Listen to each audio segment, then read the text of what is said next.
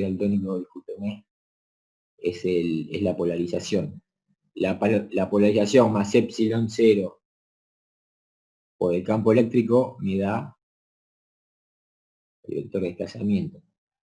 Tiene que la interfase, en este caso, ¿de qué signo es la carga de polarización en la interfase?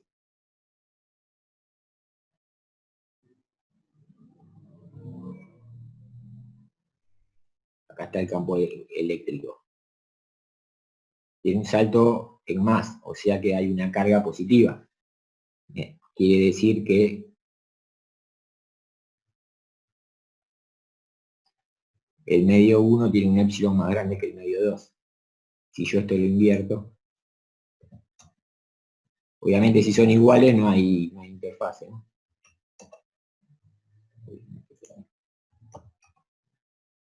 Ahí tengo la carga superficial negativa en la superficie de contacto entre los dos medios, ¿entiende? Depende de cuál de todos sea mayor. En línea punteada está el campo de ruptura, ¿no? En este caso se va a producir la ruptura del medio 1. Vamos a ver algo.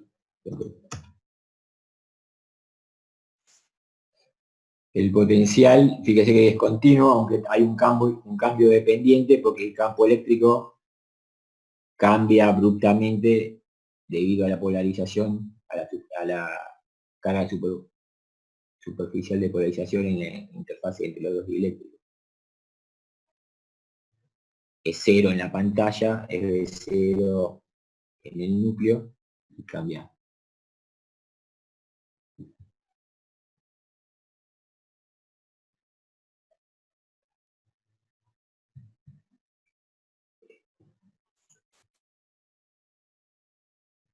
Bueno, con esto puedo bajar, estoy moviendo la interfase, digamos, haciendo más chica. Fíjese que puede llegar un punto en que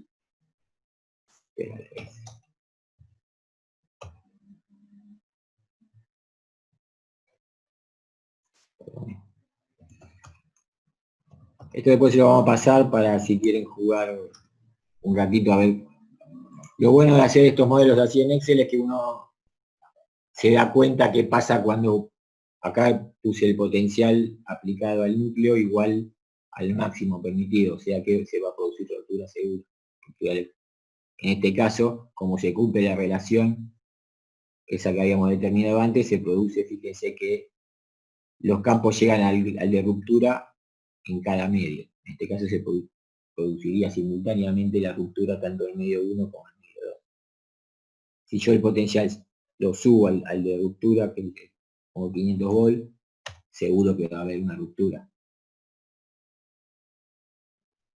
¿Se entiende? Sí. Y esta sería la carga libre, ¿cómo la puedo calcular? La carga libre total que se nutre por unidad de longitud en el núcleo, por ejemplo. Yo tengo los valores, calculé ya los valores de todos los campos, pero quiero saber qué carga por unidad de longitud se induce cuando está aplicado una tensión de 500 volts.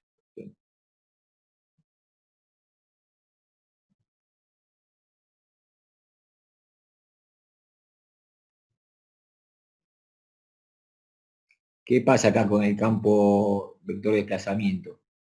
Esta sería la interfase entre el conductor del núcleo y el primer medio aislante, o el primer dieléctrico.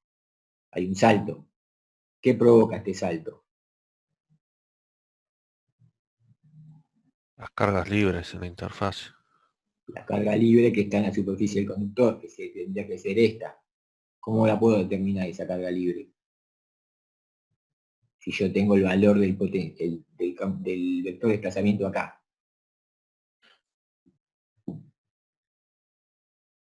Con la La divergencia. diferencia. Vamos a reformular la pregunta. La diferencia entre el valor del vector de desplazamiento, 1 milímetro adentro o 1 micrómetro adentro del conductor y 1 micrómetro afuera del conductor, ¿cuánto vale? en relación a las cargas. ¿No me daba la densidad superficial de carga libre?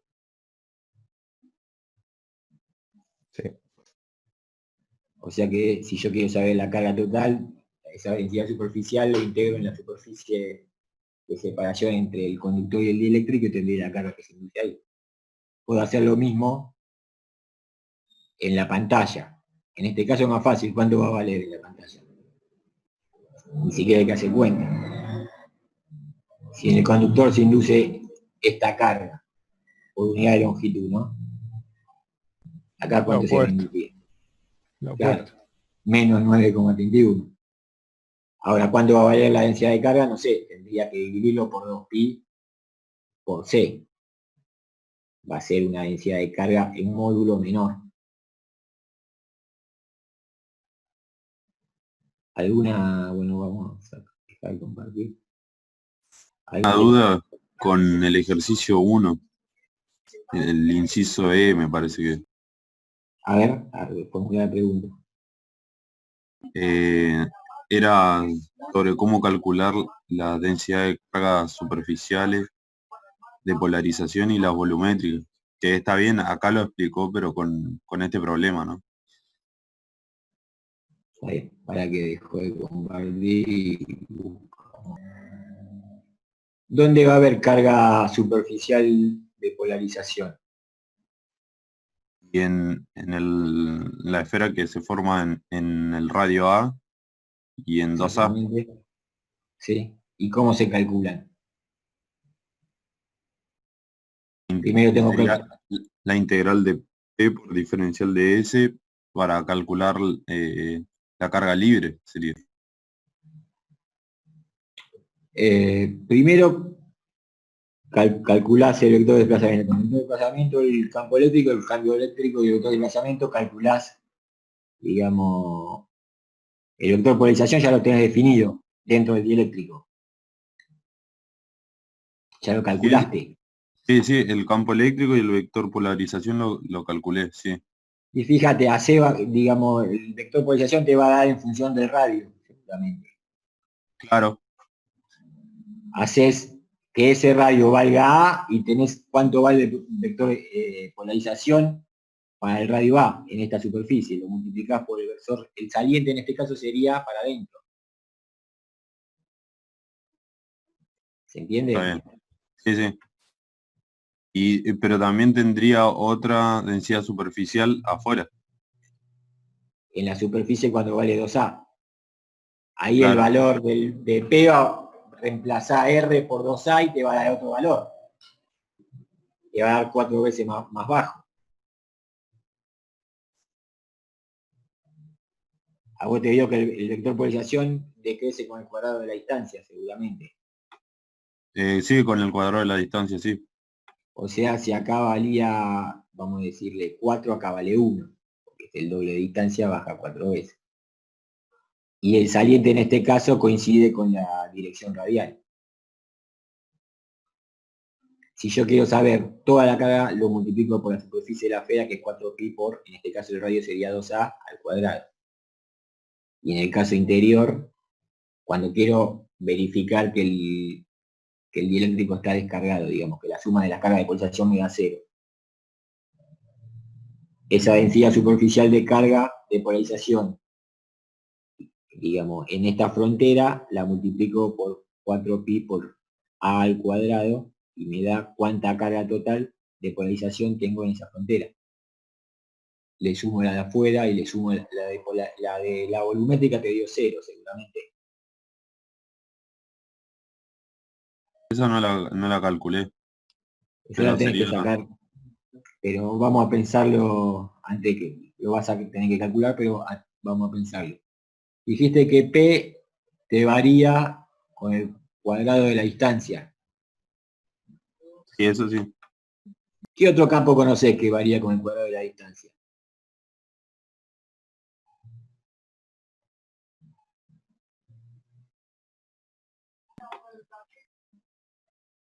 Alguno que lo ayude, digamos. El campo Eléctrico. eléctrico. El campo eléctrico, por ejemplo, una carga puntual. ¿Cuánto es la divergencia del campo eléctrico en una carga puntual salvo en el donde está la carga, digamos. Porque fíjate que la divergencia es cero salvo en el origen, pero en el origen no hay dieléctrico.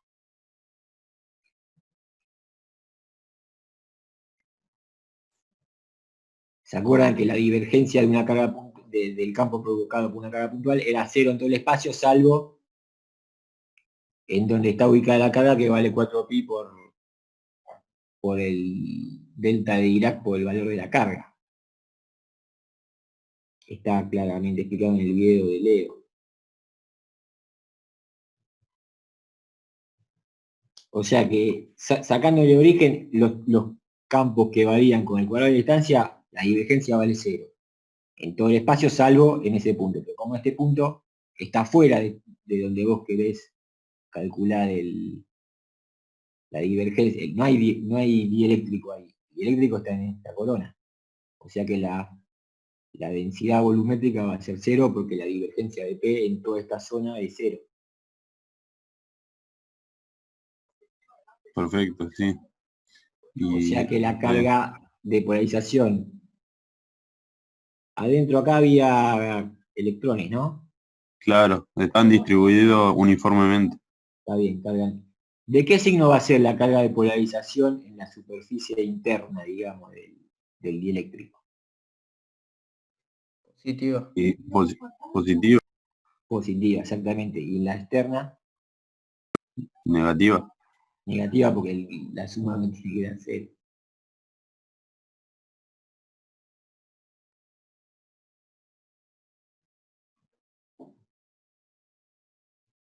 Digamos, más o menos te quedó claro, era este punto E. Sí, Sí, nuestra no, duda.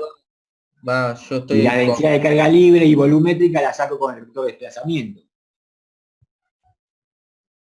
profe, Sí, le comentaba que nuestra duda era que como hay dos superficies, una interna y otra externa, usted había dicho que la suma de las dos no tenía que dar cero, pero no nos habíamos dado cuenta de que la volumétrica nos daba cero. en realidad la que tiene que dar cero es la carga total de superficial en todas las superficies, interna, externa, si tiene más superficies. Si por ejemplo acá hubiera la mitad de un dieléctrico y la mitad de otro, tendría una superficie entre dieléctricos. Más la volumétrica de cada otro, para cada medio siempre tiene que ser cero, tanto la suma de la volumétrica como la superficial. Superficial siempre va a tener, porque digamos, siempre tiene un límite el dieléctrico. Volumétrica a veces tiene, a veces no. Depende si la divergencia es nula o no. Si la divergencia no es nula, tengo que hacer una integral de volumen para ver la carga total. ¿Entienden? Porque acuérdense que la densidad me da el valor de la carga en cada punto dividido por el volumen diferencial. Me va a dar en Coulomb por metro cúbico. Yo para saber cuánto vale toda la carga volumétrica, lo tengo que, en este caso la integral tendría que ser entre R igual a y R 2A. Tita entre 0 y pi y phi entre 0 y 2pi. ¿No? Me da esa corona circular. Lo que pasa es que como estoy integrando un valor que es 0, sé que me da 0. La integral de 0 da 0.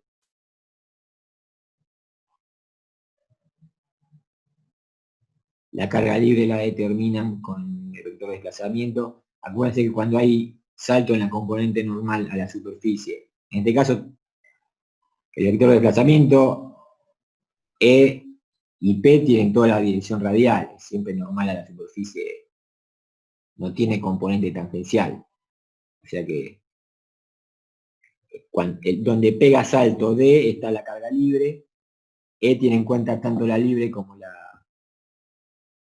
depolarización, y la depolarización la saco a partir de P, como hicieron ustedes recién, con menos la divergencia de las volumétricas y con el valor en la frontera, la componente normal al valor de la frontera, la superficial.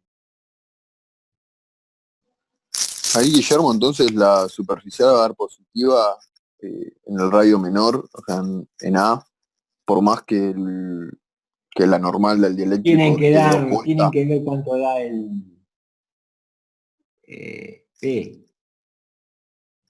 Claro, pero la componente normal dieléctrico estaría opuesta. Sería un producto escalar, sería por el coseno de Claro, pero si el valor 80, ¿no? de... Tendría que ser negativo el valor de P. Si P es radial Ojo que para P apunta afuera, para adentro, ¿eh? Claro. P, Si es P un apunta campo para adentro negativo.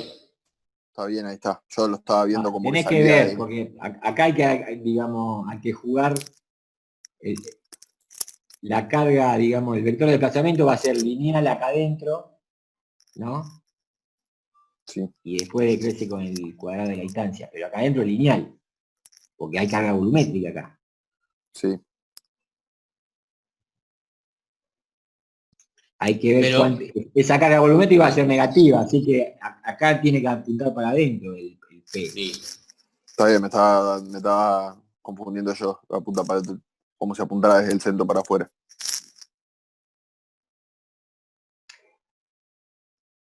El P seguramente apunta para adentro en todo el dieléctrico. Va a apuntar para adentro en todo el dieléctrico y en este caso va a coincidir con la dirección normal y saliente y en este caso no. Entonces acá te va a dar positivo y acá te va a dar negativo. Eso es por las cargas, ¿no? O sea, la dirección del vector. Claro, porque afuera no hay medio, no hay polarización. Si la polarización es negativa y tenés un salto para abajo, tenés una carga en ese sentido. Y profe, ¿en qué casos aparece una dirección tangencial, por ejemplo? Y lo vamos a ver más adelante. Ah, que es cuando Por no es ejemplo- el medio lineal. Por ejemplo que... No, los medios lineales. Por ejemplo en los explosores de... En los explosores que eran dos esferas, es normal en el conductor, pero yo me muevo un poquito y ya tiene componente de los dos sentidos. Ah, Acuérdense que en el conductor siempre sale normal. O si esto, por ejemplo, fuera una esfera dieléctrica en un campo uniforme, también tiene componente normal y tangencial. Es matemáticamente un poco más complicado, pero lo vamos a ver más adelante. No se preocupen, pero puede haber. Acuérdense que un vector tiene 3 componentes en general. En este caso 2 son 0, pero no es algo necesario. Esto es por la simetría que tiene. Por eso damos problemas así con alta simetría, digamos. Es fácil de ¿Puedo explicar. agregar una cosa, Guillermo? ¿Cómo no? Estaba esperando. A ver, para entender la pregunta, porque una cosa es en este problema algo normal a la superficie de interfaz y otra cosa es tangencial. O sea, ¿vos estás hablando en general o estás hablando en conductores?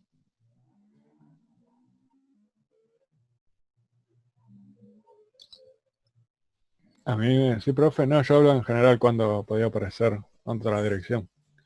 Bien. Suponete, Tengo... suponete que esto es un conductor y lo miro de costado. ¿Me seguís? Sí, Si yo aplico una diferencia de potencial entre ambas puntas de este conductor, va a haber una circulación de corriente por la idea, ¿no es cierto? sí, O sea que tengo un campo eléctrico que va a ser, o sea, si lo veo desde acá estaría entrando a la hoja. ¿Bien hasta ahí? sí, Pero a su vez, si este conductor, con respecto a la... Suponete que va por adentro un caño, como si esto fuera un caño. Y este conductor tiene un potencial con respecto a este caño que está puesto a tierra. Por lo tanto, ahí tenés la componente normal del campo. En la superficie del conductor vas a tener una componente tangencial del campo eléctrico que está entrando a la hoja y la componente normal que está saliendo. En realidad, en la punta del conductor vas a tener una componente oblicua. ¿Se entiende? sí. Ese es un caso, por ejemplo, que tengas una componente oblicua, donde tengas tangencial y normal en el conductor. Pero ya estamos hablando de que hay circulación de corriente. O sea, Ok. Gracias, profe. Tengo un ejemplo, si querés, Leo, de una esfera dieléctrica. También, dale. Dejo-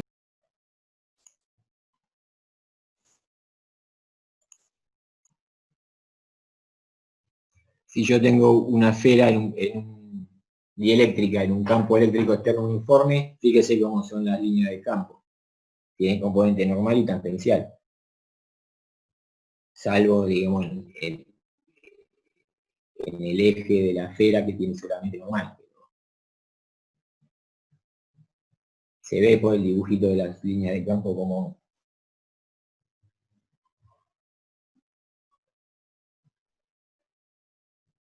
Sí, sí, ahí se ve más claro.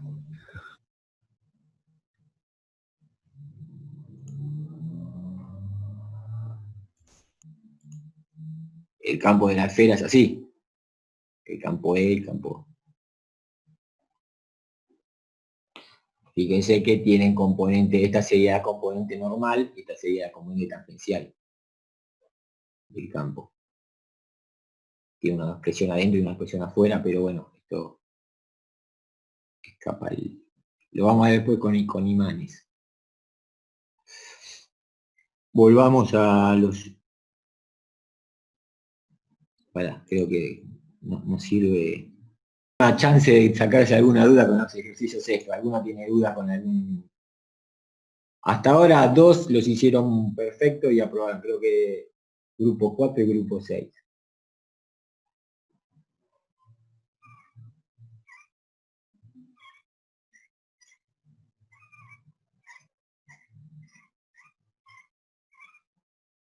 ¿Alguno tiene alguna...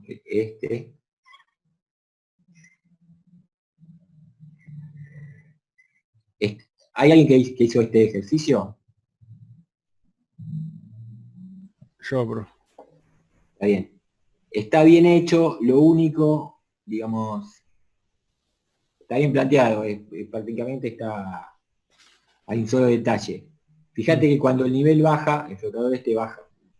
Sí, ¿Entra o sale el dieléctrico? entra, Entra. O sea, y la capacidad aumenta. aumenta cuando el nivel baja. Mm. O sea que es lineal, pero con pendiente negativa. Creo que... A ver. Vamos a dejar de... Ahí sí, ahí se ve. Acá, digamos, esto está bien, la capacidad es lineal con el ángulo, Sí, pero es lineal con el sentido al revés para H. Digamos que la panza esta está al revés, en realidad es así. ok. Ese es el único detalle. Después está bien resuelto. Bueno, ¿alguna duda con los ejercicios dieléctricos? Y después me di cuenta que cuando hice todo el desplazamiento, como que medio que le hice al pedo, porque lo puedo haber hecho con C igual a Q por B, ¿no? Claro, en este caso no te pedían. Está bien, digamos, como práctica está bien Sí, pasar sí, por todo pero el ejercicio en sí no lo pedía. ok.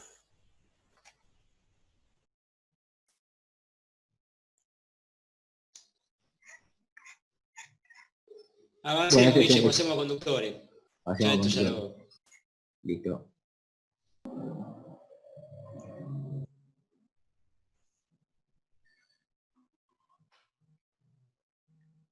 Este es un método para medir la resistividad del terreno, que es un dato fundamental para el cálculo y el diseño de las puestas a tierra.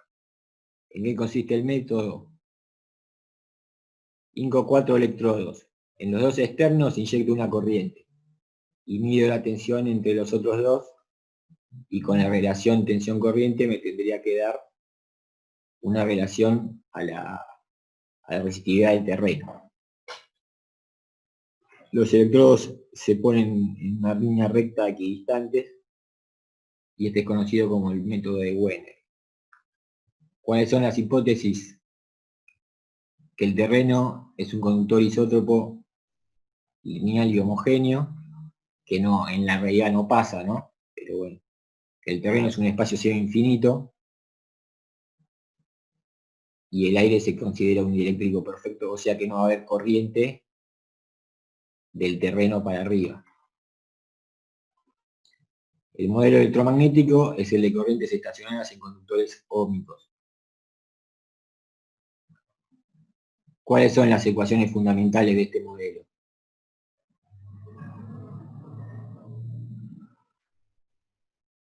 ¿Se acuerdan que tengo que definir divergencia y rotor? La divergencia de J, esta es la ecuación de continuidad, es igual a 0.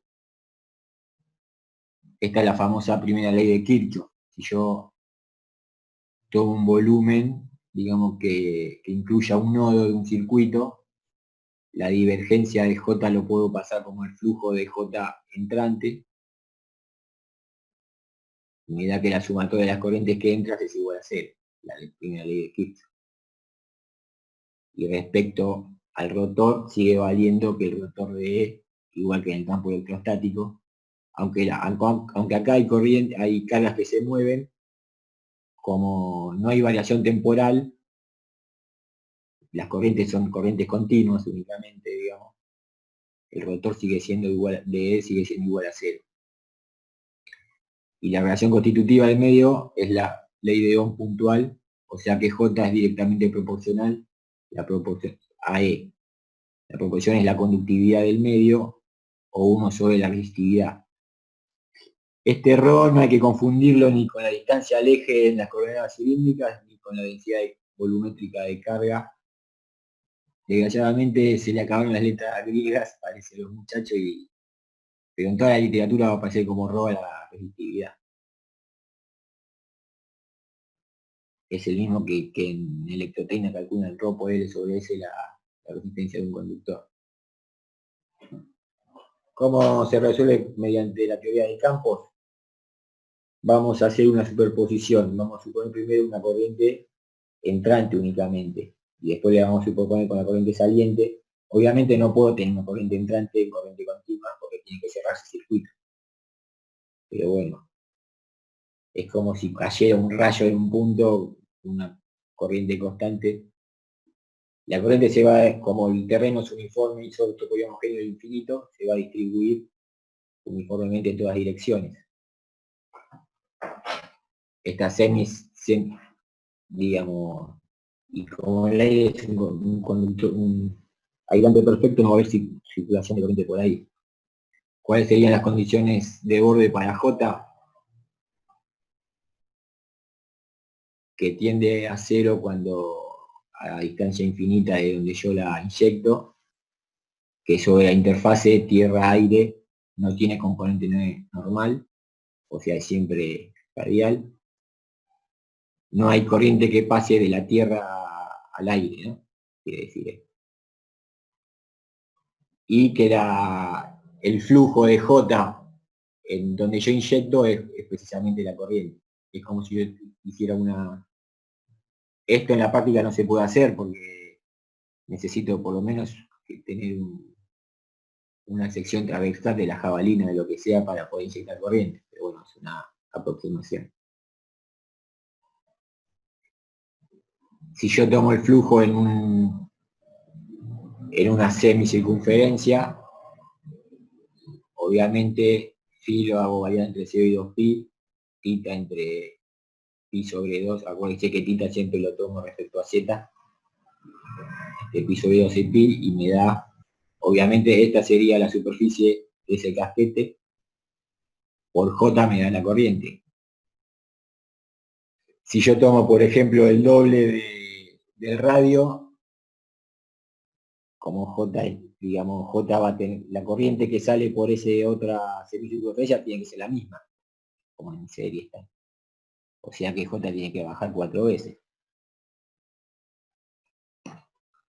Ahí determino J con la relación constitutiva que se llama la ley de Ohm puntual, o sea que la proporcional entre J y E, obtengo el campo eléctrico. Con el campo eléctrico obtengo el potencial. ¿Para qué quiero el potencial? Porque yo pongo un voltímetro para medir la diferencia de potencial entre dos puntos en la superficie del terreno. No puedo medir E ni J adentro, digamos. Quiere que sigue siendo válida la circulación porque como es un campo conservativo, siempre deriva de un potencial.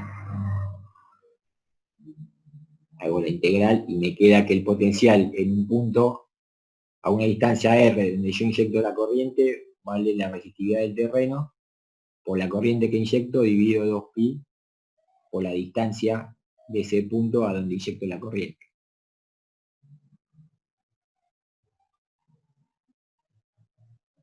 ¿Hasta acá hay alguna duda? Es hacer un poquito de cálculo, cuenta que ya hicieron ustedes, digamos, pero ahora con otros campos, con J, y la relación constitutiva ahora me dice cómo varía la densidad de corriente respecto al campo eléctrico. Pregunta, el teorímetro hace ese método, ¿no? El telurímetro tiene, si el telurímetro tiene opción de medir resistividad, usa este método. También mide resistencia de puesta a tierra, que usa solamente 3 electrodos. Eso es otra cosa. Acá lo que queremos ver es los ohm por metro que tiene el terreno.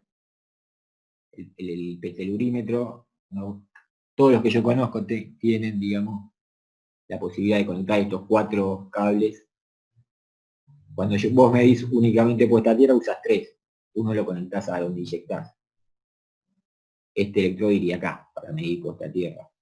Pero este punto no puede ser arbitrario, tiene que haber una relación entre esta distancia, va más o menos al 68% de la distancia de los electrodos que vos inyectás corriente. Acá lo que queremos ver es cuánto vale la resistividad del terreno. ¿Se entiende la diferencia con la medición de puesta a tierra? Sí, sí. La medición de puesta a tierra me da ohm. ¿Cuánto ohm tiene esa puesta a tierra? En este caso me da el ohm por metro que tiene el terreno. Yo antes de diseñar la puesta a tierra tengo que conocer el dato más importante, es la resistividad del terreno. Si no, no puedo empezar a diseñarlo. No es lo mismo, digamos, una puesta a tierra en un terreno rocoso que uno arenoso, que una tierra fértil, tierra negra. Varía desde algunas decenas de ohm metro hasta varios miles. Obviamente para terrenos rocosos y eso son complicadas las puestas a tierra. Por suerte acá en el AMBA los terrenos son bastante generosos para los diseñadores de puesta a tierra. Tiene una resistividad muy baja. ¿Alguna consulta? Bueno, entonces acá lo que tendríamos que ver, quiero saber si midiendo esta corriente y esta tensión puedo determinar la resistividad la resistividad del terreno. Fíjese que el potencial que la corriente inyectada me crea en el punto M, vale, habíamos visto, la distancia ahora desde donde inyecto hasta donde pongo este borne del voltímetro vale A. Le hago la superposición con acá, la corriente iría para el otro lado, sería menos I0, por eso aparece. Bueno, ahora en realidad medí, digamos, cuánto vale el potencial en N que crea la carga, digamos, que se inyecta en este borne. La distancia sería 2A, por eso acá aparece 2A. Cuando le hago la superposición, acá la corriente va para el otro lado, entonces es menos I0. Y tiene una distancia de 2A. Y el potencial creado por el borne menos en N tiene signo menos y tiene una distancia de A. El potencial absoluto de BM respecto al infinito es la superposición de BM más con BM menos. Este valor. Igual hago lo mismo con N, la diferencia que me viene en voltímetro es BM menos BN. Acuérdense que cuanto yo más lejos esté de donde inyecto, el potencial decrece. El infinito sería 0. Esta cuentita es fácil y me da que el delta B que mide el voltímetro es proporcional a la resistividad del terreno supuesta uniforme a la corriente que circula dividido 2pi por A. O sea que si yo varío, suponga que yo duplico el valor de A. De 2 metros paso a 4 metros. Y mantengo la corriente. ¿Qué va a pasar con el valor de tensión?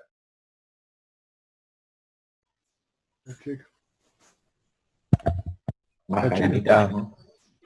Cuando yo haga la relación tensión-corriente, la resistividad va a ser la misma. Por eso esto se llama, la resistividad que uno mide desde la superficie, se conoce como resistividad aparente. No sé qué hay adentro del terreno.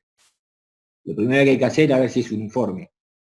Lo que se hace es variar este A, 2 metros, 4 metros, 10 metros. Si vemos que más o menos el ρ se mantiene constante, puedo suponer un terreno uniforme. Si hay cambios abruptos, ya tengo que pasar a otro modelo de 2 capas, de 3 capas. Eso es lo que hacemos, lo que enseñamos posteriormente. Fíjense que la resistividad del terreno la puedo, es la resistencia que yo mido, o sea, tensión corriente medida, por una constante. En este caso es KW del método de Wiener, que vale 2pi por A.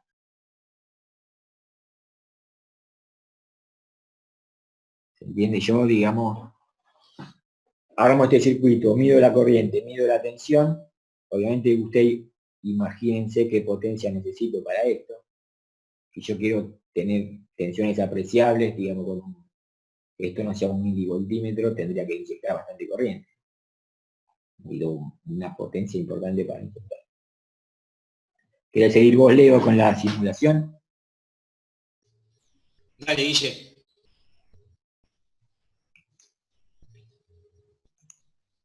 Gente, un favor. Lo próximo que vamos a ver, ¿podríamos cortar la grabación? ¿Me hacen ese favor? Está rodeada por una superficie esférica conductora concéntrica con ella de radio B.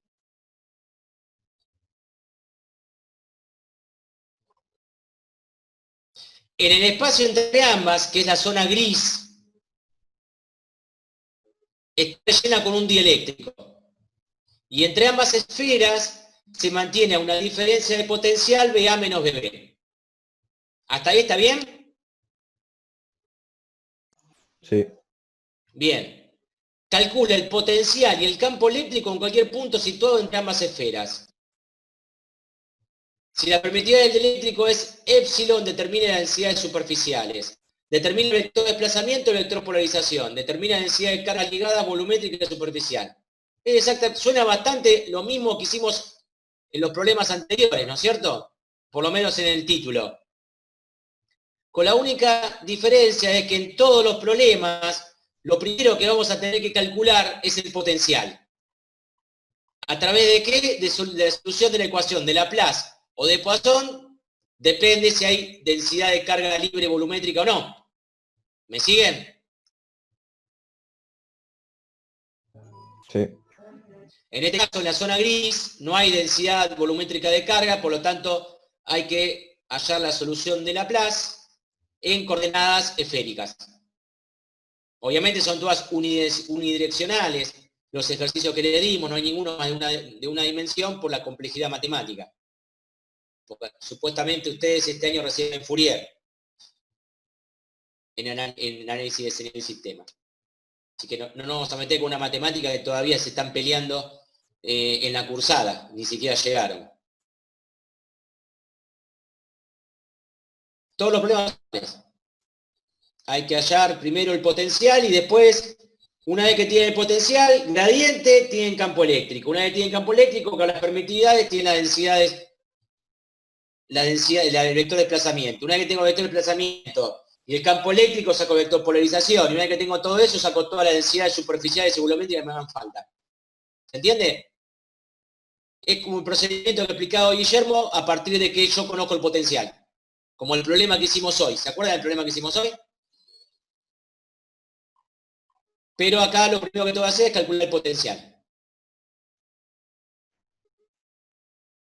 Bien. Después sabemos que lo que estamos resolviendo es una ecuación diferencial. ¿Está claro? Una ecuación diferencial va a tener una solución general y si yo le doy la cantidad de condiciones de fronteras necesarias, las correctas, transformo eso en una solución única. ¿Está claro? O sea, la solución de mi ecuación diferencial va a ser única. Quiere decir que la función potencial que yo encuentre en el recinto de integración va a ser único.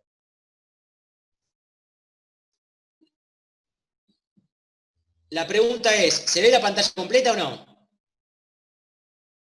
No, todavía no. Bien, es que tengo que compartir la pantalla. Fíjense.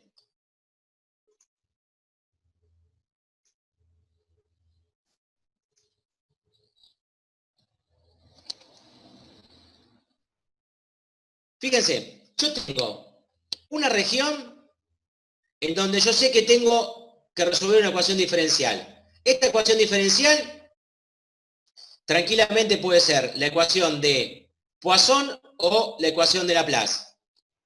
Todo depende si voy a tener acá que voy a o igualado a 0 o igualado a menos ρ sobre epsilon. ¿Está claro? Todo depende si tengo densidad de carga libre o no. ¿Hasta ahí? Sí, sí. Bien. Esta región está limitada con Parkinson.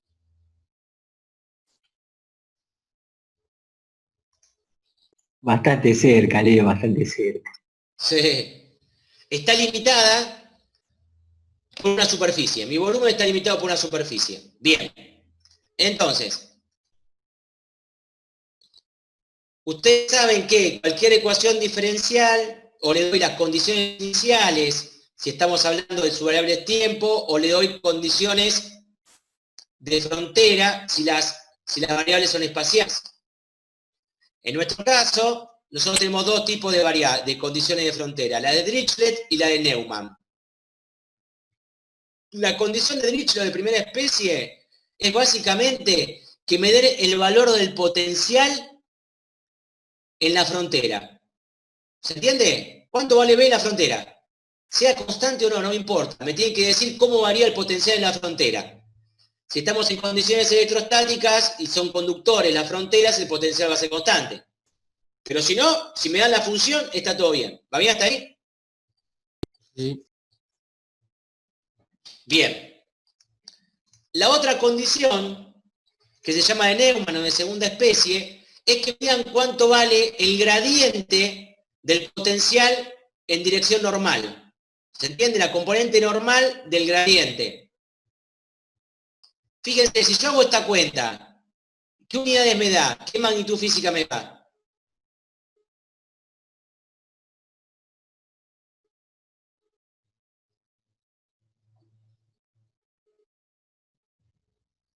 Campo eléctrico es. Sí, señor. O sea que lo que me está diciendo, de alguna manera, esto es cuánto vale la componente del campo eléctrico en una dirección dada. Cambia de signo. Sí, es verdad eso. Porque el gradiente es cambio de signo, tiene razón Guillermo. ¿Va bien hasta ahí? Yo les hago una pregunta, por ejemplo. Si yo tengo una región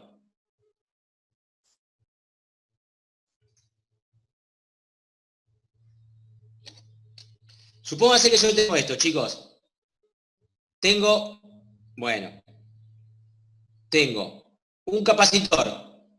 ¿Vamos bien? Tengo un capacitor.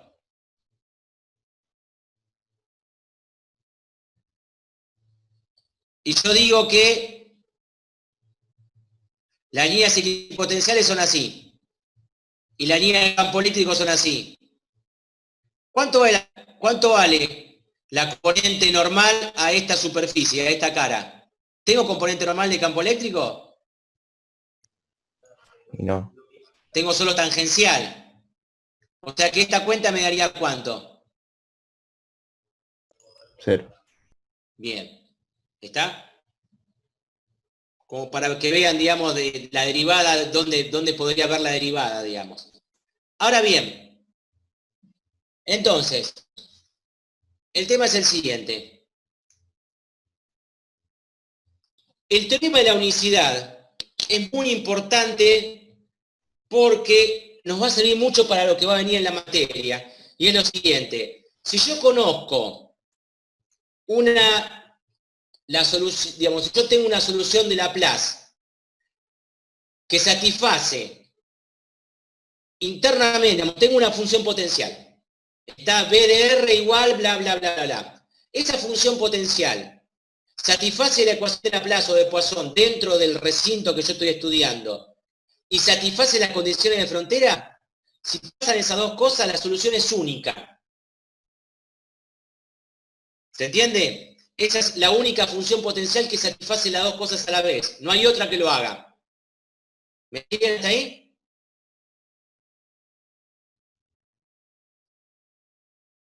Sí.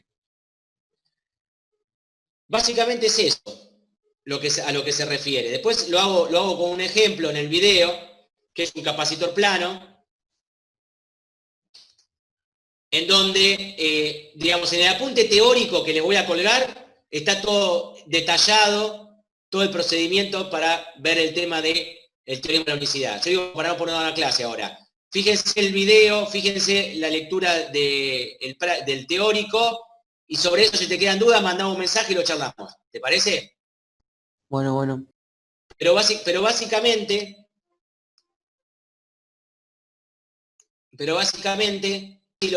lo que nos está queriendo decir esto es que si yo tengo una función potencial, para saber si esa función potencial es solución de la ecuación de Laplace, la tengo que reemplazar en la ecuación de Laplace.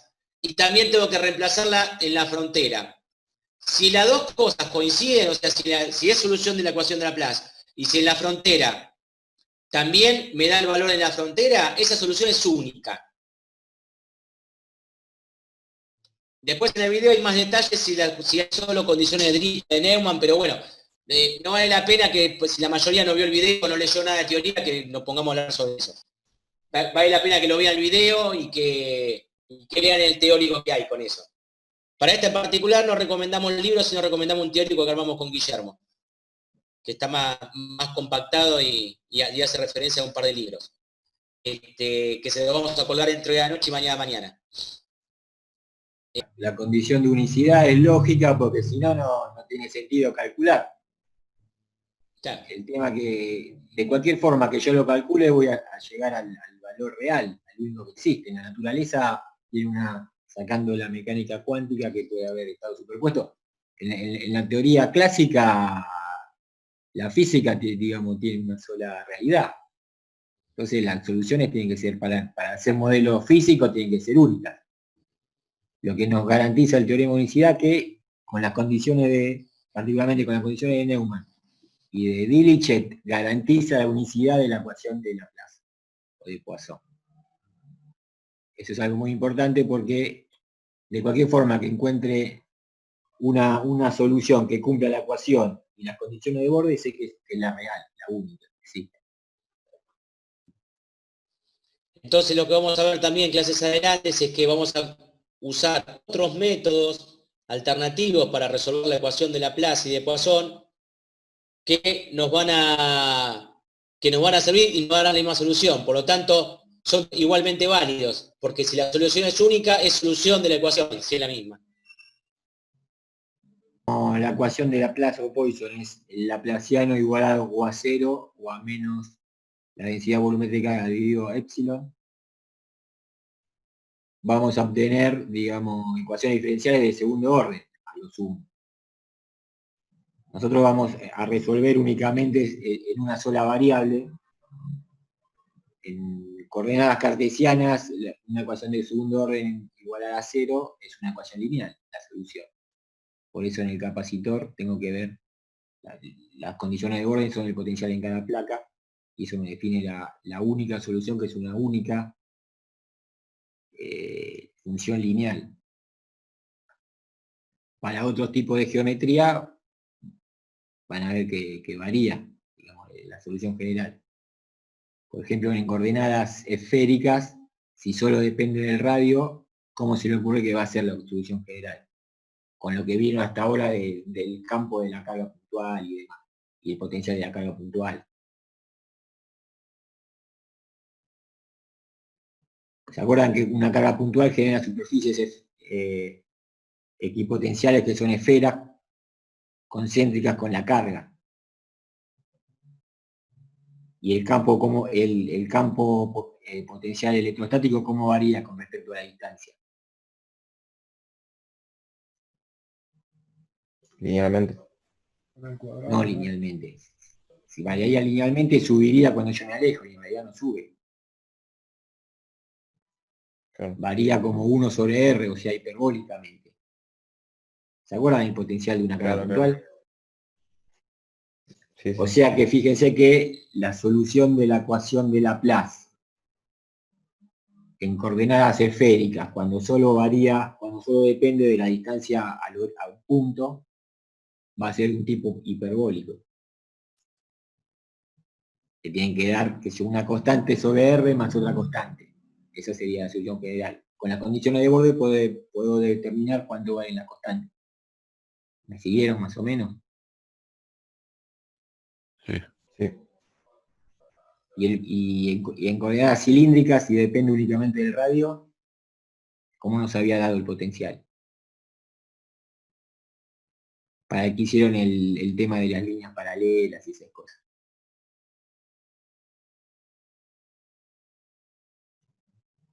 O lo que vimos hoy del conductor, digamos, coaxil. ¿Cómo varía el potencial? Era hiperbólico para los lados, digamos. No, no es hiperbólico. El que era hiperbólico era el campo eléctrico, pero estamos hablando del potencial. Acuérdense que la ecuación de Laplace habla del potencial. Una vez que obtengo el potencial, obviamente hago el gradiente, que siempre es más fácil de integrar, obtengo el campo eléctrico, pero primero, en estos problemas voy a tener que calcular primero el potencial, porque es la solución de la ecuación de Laplace.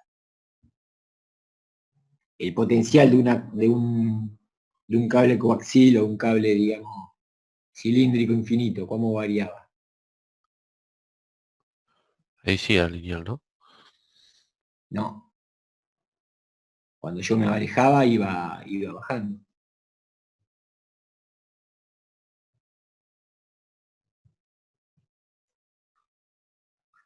¿Se acuerda que variaba como el logaritmo? Porque el campo variaba como 1 sobre R y cuando integraba me daba el logaritmo. Claro. Entonces ahí tienen la solución en coordenadas cilíndricas, si solo depende de la distancia al eje, va a variar como una constante por el logaritmo de la distancia al eje más otra constante. Siempre como es una ecuación de segundo grado, de segundo orden, perdón, tiene dos constantes arbitrarias. Obviamente para determinarla tengo que evaluar cuánto vale en la frontera, por eso tengo dos fronteras. Por ejemplo, el dieléctrico que vimos hoy en el cable coaxil tenía dos fronteras, cada dieléctrico. Una pegada al conductor y la otra pegada al otro dieléctrico, o el dieléctrico 2, una pegada al dieléctrico 1 y otra pegada al conductor. Pero fíjense que los potenciales en la interfase eran constantes. O sea, que si yo tendría que resolver la ecuación de Laplace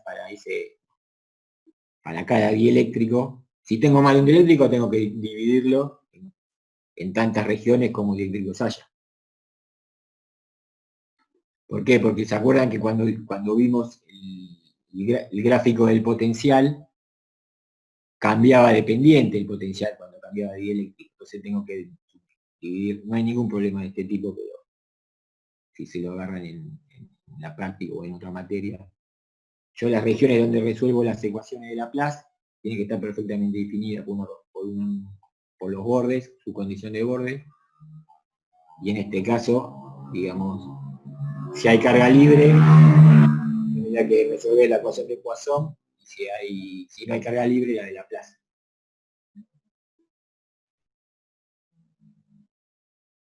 En el ejemplo hoy, con los dieléctricos, como no hay carga libre, hay Laplace. Claro, pero digamos,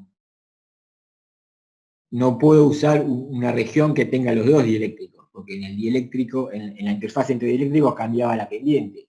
ahí tendría que tener otra condición que sería la de Neumann para cada dieléctrico.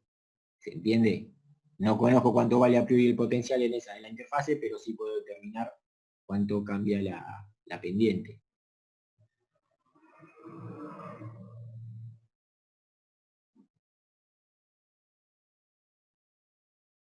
El primero nos da la densidad volumétrica. Acá, ¿qué ecuación tengo que cumplir?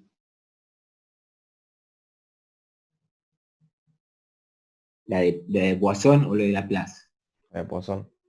La de Poisson. Cuando hay carga Poisson, volumétrica, no estamos hablando. Cuando no hay carga volumétrica, Laplace. ¿Cuáles serían las condiciones de borde de este problema?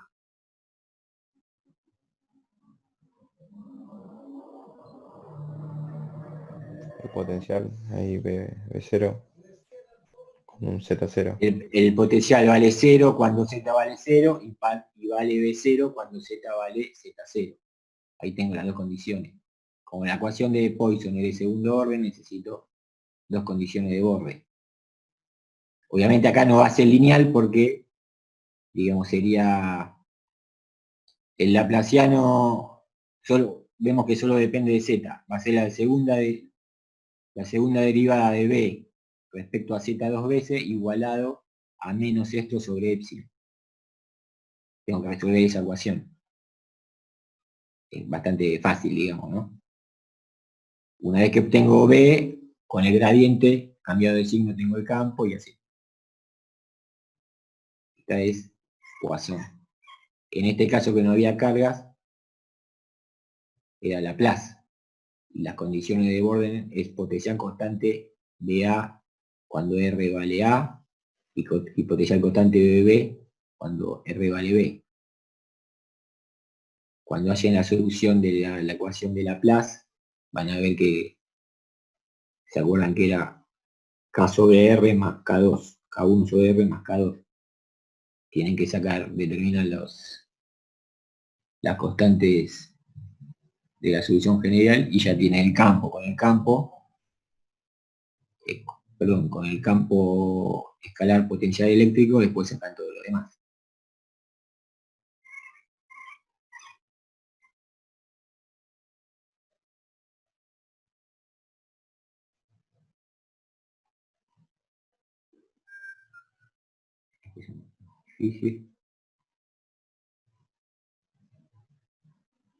Acá hay vacío, es un cable coaxil, ¿no?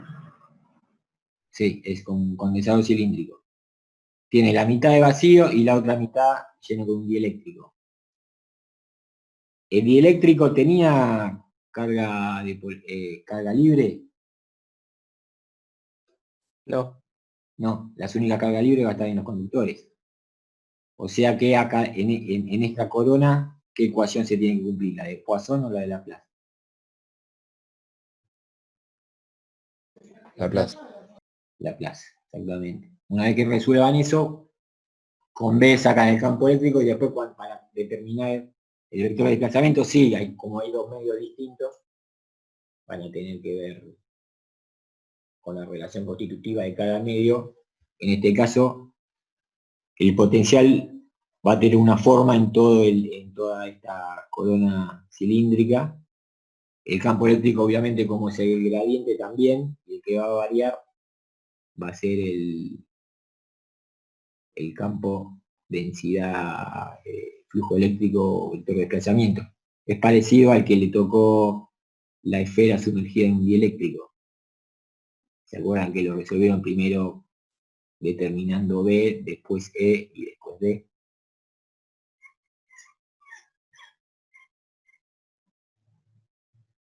En este es parecido al segundo, pero tiene una densidad volumétrica de carga. ¿Qué ecuación voy a tener que cumplir acá? Poisson. Poisson. ¿Y las condiciones de borde? Y el potencial es 0, ¿no? Cuando tierra. Los dos potenciales 0. Fíjese que si no habría carga, la solución es fácil, es todo 0 y chao. Pero como hay carga, no sé cómo va a variar el potencial acá adentro. Obviamente va a depender únicamente del radio, ¿no?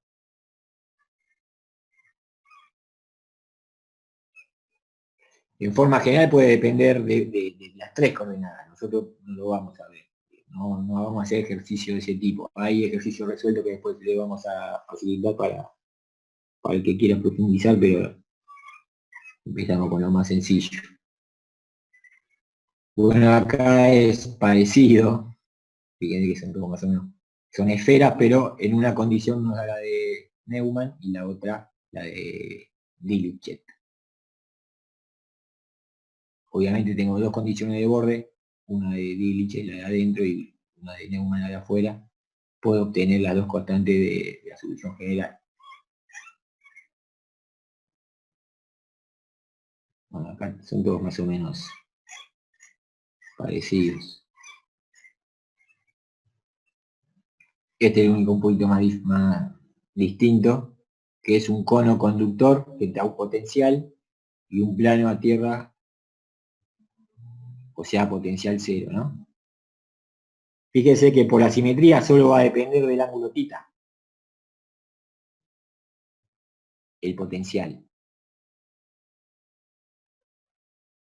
Entonces tengo que resolver la ecuación, en este caso como no hay carga fuera de los conductores, de Laplace en el espacio. Tengo que ver, digamos, cuando θ varía entre beta y pi sobre 2. Cuando θ vale pi sobre 2, vale 0, y cuando θ vale beta, vale de 0. Cuando resuelvo la ecuación diferencial de Laplace con respecto a θ, después con las condiciones esas de borde, puedo determinar cuánto vale el potencial, con el potencial haciendo el gradiente. Acá tengan cuidado cuando va el gradiente porque tengo que dividir por 1 sobre r, ¿no?